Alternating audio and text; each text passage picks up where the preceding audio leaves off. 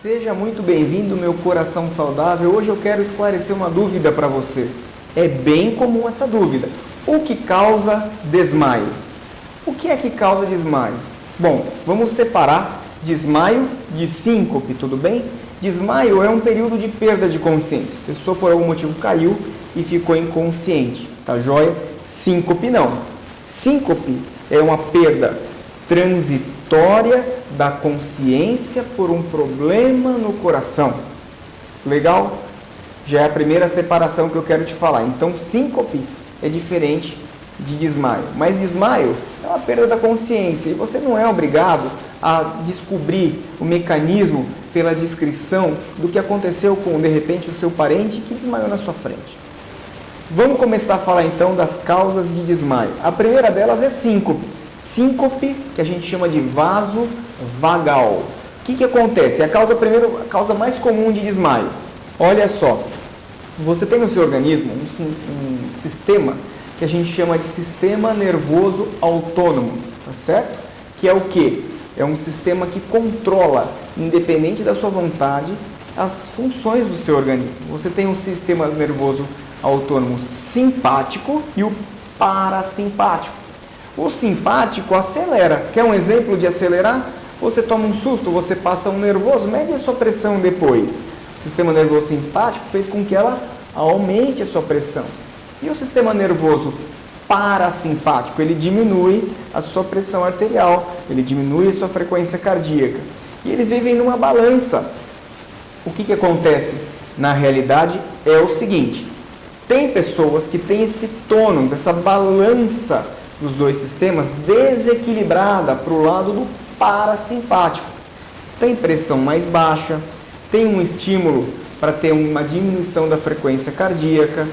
E aí o que acontece é que às vezes essa pressão arterial e essa frequência cardíaca caem mais do que o previsto. Quer ver um exemplo de desmaio por estímulo parasimpático? Gravata apertada no homem. Um idoso que já pode ter um estímulo desse, põe uma gravata apertada e aqui no pescoço nós temos receptores parasimpáticos. O que acontece? Ele desmaia no casamento, não está acostumado a usar gravata, apertou demais, está de pé, que é outro sistema outro estímulo parasimpático. Tudo isso faz com que o paciente tenha desmaio. Quer outro exemplo? Força de cocô ou força de xixi. Você senta para evacuar, está com prisão de ventre, faz força, até que desmaia. Por que isso? Porque você fez um estímulo parasimpático. Essa é a causa mais comum, de longe. Mais um último exemplo, que a gente chama de hipotensão postural. Essa é mais tontura do que desmaio, mas pode dar desmaio. Está deitado, levanta rápido, dá um oi, fico tonto, escurecimento visual e você pode sim ter o desmaio. Legal? Está explicada essa primeira parte. A segunda coisa que eu quero falar para você é que é a arritmia. A arritmia também é síncope, porque é de causa cardíaca e é do tipo liga e desliga. Ou seja, você tem arritmia, perde a consciência. A arritmia passou, você levanta. Qual que é o problema disso? Tem arritmia que vem sustentada e aí ela é um risco iminente de vida. Casos de desmaio precisam ir para o pronto-socorro, tá certo? Então, a arritmia, você tem tanto as taquiarritmias, que são problemas em que o coração bate muito, muito rápido, e as bradiarritmias, que o coração bate muito, muito devagar. Tá certo? Terceiro tópico, metabólico, hipoglicemia, problemas no metabolismo do sódio, do potássio. Doenças metabólicas podem sim levar a desmaio. Quem já ouviu falar, quem conhece diabetes, já ouviu falar na cetoacidose diabética, uma perda da consciência por uma série de alterações metabólicas que acontecem no paciente diabético. Certo? Mais uma, AVC. Então, AVC pode sim causar desmaio e precisa ser investigado. Outra causa neurológica, convulsão. Tem tipos de convulsão que se manifestam por ausência e o paciente perde a consciência temporariamente. Qual que é a diferença de alguns casos de convulsão como esse? Pode soltar o esfíncter depois e ter evacuação e urina. E aí você consegue ter uma ajuda no seu esclarecimento diagnóstico. E por último, não menos importante, mas como diagnóstico de exclusão, e eu já vou te falar por quê, são os casos de que a gente chama de transtornos conversivos ou transtornos psiquiátricos.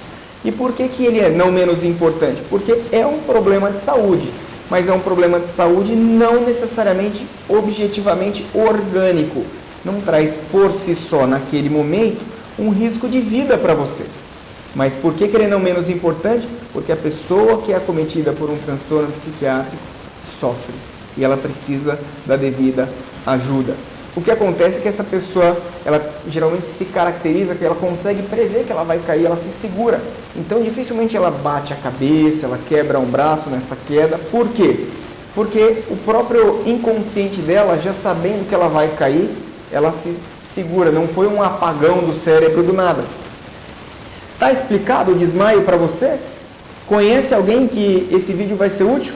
Compartilha, manda para essa pessoa, converse conosco. Estamos aqui para conversar cada vez mais sobre isso. Um forte abraço para você.